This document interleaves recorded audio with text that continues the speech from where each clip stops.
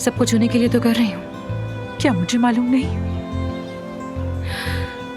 लेकिन ये सब करने के लिए मुझे आमिर को वापस आने पर राजी करना होगा। यहाँ पर इन सब लोगों को मुझे संभालना होगा। परवीन साहिबा की यही ख्वाहिश है। लेकिन मुझे नहीं मालूम कि ये सब मैं कैसे करूंगी। मालूम है मुझे, तुम्हें फार्म हाउस वाली अफसुन बनना होगा।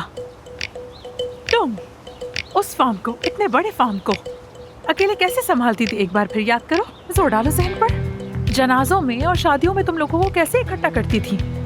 इंसानों को संभालना हर जगह एक जैसा है, चाहे वो फार्म पर हो या इस्तांबुल के क्लिनिक में। क्या फर्क पड़ता है? बस जरा याद करो। अगर तुमने अपने अंदर की वो रूह दोबारा पा ली तो इन बेरूहों को भी काबू कर सकोगी।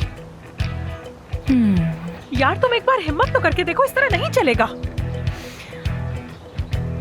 ठीक है तो फिर चलो। अफसुन और उसके दाएं हाथ के लिए बॉस बनने का वक्त आ गया है। हाँ, एक बार फिर कोशिश करते हैं, फिर से शुरू करते हैं। बिल्कुल यही, इसी तरह। चलो, आजो आजो आजो। कॉफी तो लो। नहीं पीऊंगी।